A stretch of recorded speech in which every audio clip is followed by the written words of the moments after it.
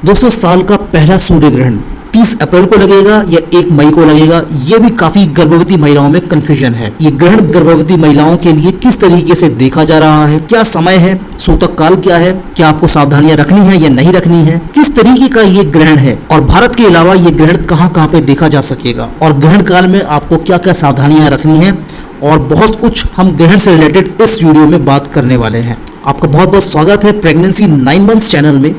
तो चलिए दोस्तों इस वीडियो को शुरू करते हैं। ज्योतिष शास्त्र में ये मान्यता है कि जब भी सूर्य ग्रहण लगता है तो इसका संपूर्ण पृथ्वी के ऊपर असर दिखाई देता है। आप चाहे एक ऐसे क्षेत्र में हो जहाँ पे ग्रहण नहीं भी लग रहा है तो भी इसका असर पूरे ब्रह्मांड में होता है और आपको भले ही कम असर देखने को मिले लेकिन डेफिनेटली कुछ ना कुछ असर तो पूरे ब्रह्मांड में रहेगा और आपको इसका असर हो सकता है। वर्ष का पहला सूर्य ग्रहण लगने वाला है 30 अप्रैल को और समय मैं आपको सबसे पहले बताऊंगा। समय है 30 अप्रैल की रात्रि को 12:15 पे ये ग्रहण शुरू हो जाएगा और इसकी जो समाप्ति है वो है 4:07 पे। तो क्योंकि हमने 30 अप्रैल 2022 डेट बोली है और समय बताया है रात के 12:15, तो अगर आप गौर फरमाएं तो तारीख जो बनती है वो बन जाती है 1 मई की। तो ग्रहण ये 30 अप्रैल को ना होके 1 मई को लगेगा। जैसे ही 1 मई की तारीख शुरू होती है 12 बजे रात्रि में, उसके 15 मिनट बाद ही ये ग्रहण शुरू हो जाएगा और तकरीबन ये 4 घंटे का ग्रहण रहने वाला है,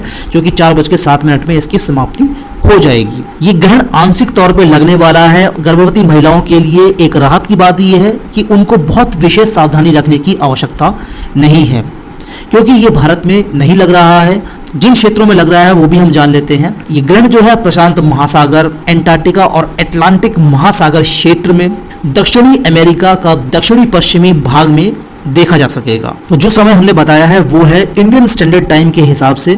जिस भी क्षेत्र में आप रह रहे हैं उसको आप IST से कन्वर्ट कर लीजिए अपने टाइम जोन पे, तो आपको समय मिल जाएगा कि जिस भी देश में आप रह रहे हैं वहां पे ये ग्रहण किस समय पे आपको दिखाई देने वाला है। तो जो भारत में रहने वाली गर्भवती महिलाएं हैं उनको जैसा कि मैंने बताया कि विशेष सावधानी रखने की आवश्यकता नहीं है, क्योंकि जो समय है वो है रात्रि का समय, जब आप भोजन करके सो भी चुके होंगे। तो वैसे तो दोस्तों गर्भवती महिलाओं को सोना इस समय पे निश्चय होता है, वो सो नहीं सकती हैं ग्रहण के समय पे, लेकिन क्योंकि भारत में नहीं दिखाई देगा तो आप सो भी सकते हैं। लेकिन सिर्फ आपको इस बात का ख्याल रखना है कि आप रात्रि के समय पे बिल्कुल भी बाहर ना जाएं। अगर आपको कोई भी तकलीफ है, क्योंकि प्रेगनेंसी में काफ़ी बार क्या होता है कि महिलाओं को नींद नहीं आती है, उनको रात में उठना पड़ता है, बार बार हो सकता है कि आपको पेशाब भी आए, इसलिए भी आपको कई बार रात में उठना पड़ जाता है। और उसके बाद नॉर्मली यही होता है कि हम लोग पानी भी पीते हैं। बस आपको इसी बात का ख्याल रखना है कि पानी जो भी आप पी रहे हैं वो दूषित ना हो। इसके लिए आपको पानी में पहले से ही तुलसी के पत्ते डाल देने हैं। तुलसी के पत्ते का अपने आप में बहुत ज़्यादा उपयोग होता है ग्रहण काल के दौरान। तुलसी के पत्ते से जो ग्रहण की जो दूषित किरणें होती हैं तो वो खाने या फिर पीने की वस्तुओं को दूषित नहीं कर पाती है, इसीलिए खाने और पीने की वस्तुओं में तुलसी के पत्ते ग्रहण काल के शुरू होने से पहले ही डाल दिए जाते हैं। आप कुछ खाने पीने के आइटम्स जो कि आप अगर रात्रि में खाती हैं, जब भी आपको भूख लगती है, तो उनमें भी आप तुलसी के पत्ते अवश्य डाल दें, ताकि आप अपने नीड के हिसाब से पानी पिए या फिर कुछ भी खाएं तो उसमें तुलसी का पत्ता डला हुआ हो और वो इस ग्रहण से निकलने वाली जो दूषित किरणें हैं उनसे सेफ रहे। तो ये 2 काम आपको करने हैं ग्रहण काल के दौरान या फिर ग्रहण काल से पहले। और जैसे ही ग्रहण खत्म हो जाएगा, सुबह जब आप उठेंगे तो ग्रहण उस समय पे खत्म हो चुका होगा। उसके बाद आपको सबसे पहले फ्रेश हो जाना है, नहा लेना है, धो लेना है और जो भी आपने वस्त्र पहने हुए थे उनको भी धो देना है। उसके बाद ही जाके आप जो भी खाना खाएं या जो भी पानी पिए वो एकदम फ्रेश होना चाहिए। तो पहले का जो भी खाना पड़ा हुआ है वो आप बिल्कुल भी सेवन में ना लें।